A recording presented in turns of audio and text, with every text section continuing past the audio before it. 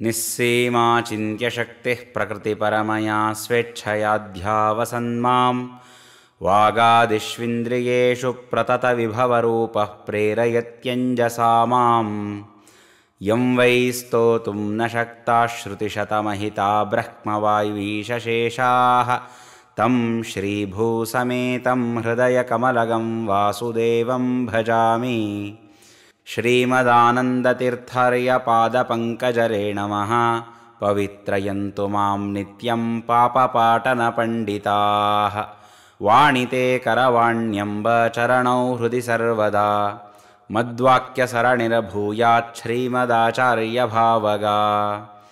ಶ್ರೀಮಧ್ವಪಾದಾಂಬುಜಸಂಗಿಭೃಂಗಾನ್ನಂನೈವ ಸರ್ವಾಘವಿದಾರಣೇಶ್ವರಾನ್ ಜಿತೇಂದ್ರಿಯಾನ್ ಯೋಗಿಭಿರೀಡ್ಯಪಾದಾನ್ ಗುರುತ್ತಮಾನ್ Naomi ಕೃಪಾಸಮುದ್ರಾನ್.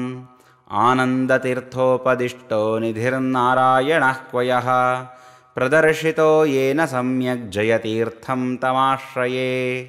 ಪಂಡಿತಾರ್ಯಾನ್ ವ್ಯಾಸತೀರ್ಥಾನ್ ವಾದಿರಾಜಾನ್ ರಘೂತ್ತಮಾನ್ ರಾಘವೇಂದ್ರಾನ್ ಸದಾ Naomi ಜ್ಞಾನದಾನ್ ಭಕ್ತವತ್ಸಲಾನ್. Shri ಗುರುಭ್ಯೋ ನಮಃ. ಶ್ರೀ ಗುರುಭ್ಯೋ ನಮಃ.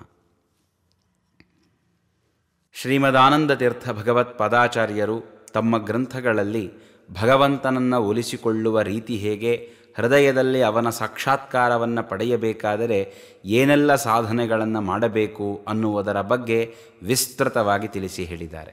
ಪರಮಾತ್ಮನನ್ನು ಒಲಿಸಿಕೊಳ್ಳುವ 10 ಶ್ರೇಷ್ಠ ಸಾಧನಗಳಲ್ಲಿ ಪ್ರತಿನಿತ್ಯ ನಾವು ಮಾಡುವಂತಹ ದೇವರ ಪೂಜೆಯೂ ಒಂದು. ಬಹಳ ಮಹತ್ವದ ಒಂದು ಸಾಧನೆ, ಪ್ರತಿನಿತ್ಯ ಮಾಡಲೇಬೇಕಾದಂತಹ ಶ್ರೇಷ್ಠವಾದ ಕರ್ತವ್ಯ. ಆ ದೇವರ ಪೂಜೆಯನ್ನು ನಮ್ಮ ಮನಸ್ಸಿಗೆ ಬಂದ ಹಾಗೆ ಮಾಡುವುದಲ್ಲ, ಅದು ಒಂದು ಅಪರಾಧ ಅಂತ ಹೇಳಿ ಶಾಸ್ತ್ರ ಹೇಳ್ತದೆ. ದೇವರ ಪೂಜೆಯನ್ನು ಹೇಗೆ ಮಾಡಬೇಕು ಅಂತ ಶಾಸ್ತ್ರಗಳು ಆದೇಶ ಮಾಡಿದೆಯೋ ಅದೇ ರೀತಿಯಲ್ಲಿ ಆರಾಧನೆ ಮಾಡಿದರೆ ಮಾತ್ರ ಭಗವಂತ ಪ್ರೀತನಾಗ್ತಾನೆ. ದೇವರ ಪೂಜೆಯನ್ನು ಯಾಕೆ ಮಾಡಬೇಕು, ಹೇಗೆ ಮಾಡಬೇಕು, ಅನುಸರಿಸಬೇಕಾದಂತಹ ಕ್ರಮಗಳೇನು ಅನ್ನುವುದನ್ನು ಮತ್ತೊಂದು ಸಂದರ್ಭದಲ್ಲಿ ತಿಳಿಯೋಣ.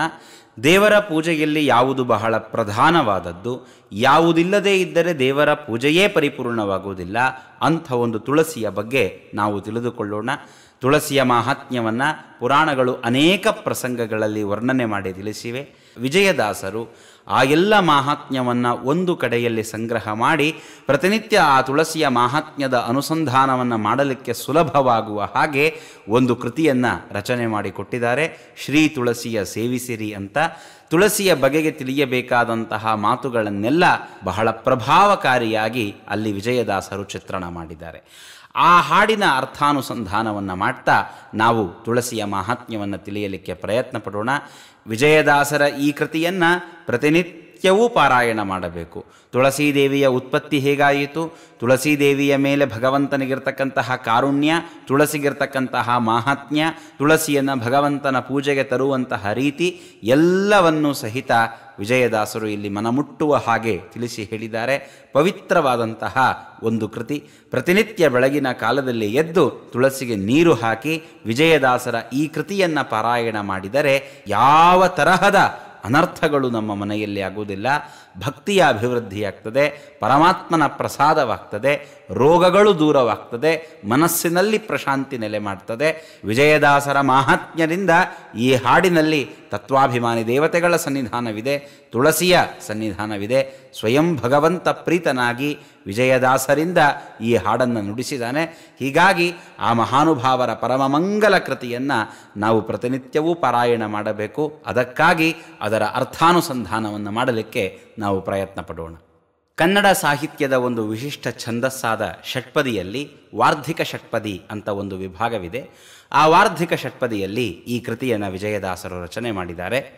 11 ಪದ್ಯಗಳಿರತಕ್ಕಂತಹ ಈ ಕೃತಿಯಲ್ಲಿ ಮೊದಲನೆಯ ಪದ್ಯದೊಳಗೆ ತುಳಸಿಯ ಉತ್ಪತ್ತಿ ಹೇಗಾಯಿತು ಅನ್ನೋದನ್ನು ವಿವರಣೆ ಮಾಡಿದ್ದಾರೆ. ಎರಡನೆಯ ಪದ್ಯದಲ್ಲಿ ತುಳಸಿಯಲ್ಲಿರ್ತಕ್ಕಂತಹ ದೇವತೆಗಳ ತೀರ್ಥಕ್ಷೇತ್ರಗಳ ಸನ್ನಿಧಾನವನ್ನು ತಿಳಿಸಿ ಹೇಳಿದ್ದಾರೆ.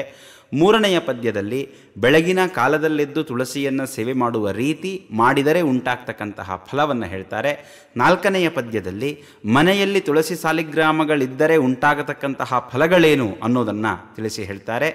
ಐದನೆಯ ಪದ್ಯದಲ್ಲಿ ತುಳಸಿಯ ದರ್ಶನದಿಂದ, ತುಳಸಿಯ ನಮಸ್ಕಾರದಿಂದ, ಒಟ್ಟಾರೆ ತುಳಸಿಯ ಸೇವನೆಯಿಂದ ಉಂಟಾಗತಕ್ಕಂತಹ ಶ್ರೇಷ್ಠ ಫಲಗಳನ್ನು ಬಹಳ ಸುಂದರವಾಗಿ ಪ್ರತಿಪಾದನೆ ಮಾಡಿ ಹೇಳಿದ್ದಾರೆ. 6ನೆಯ ಪದ್ಯದಲ್ಲಿ ಭಗವಂತನ ಪೂಜೆಗಾಗಿ ತುಳಸಿಯನ್ನು ತರುವ ಕ್ರಮವನ್ನು ತಿಳಿಸಿ ಹೇಳ್ತಾರೆ.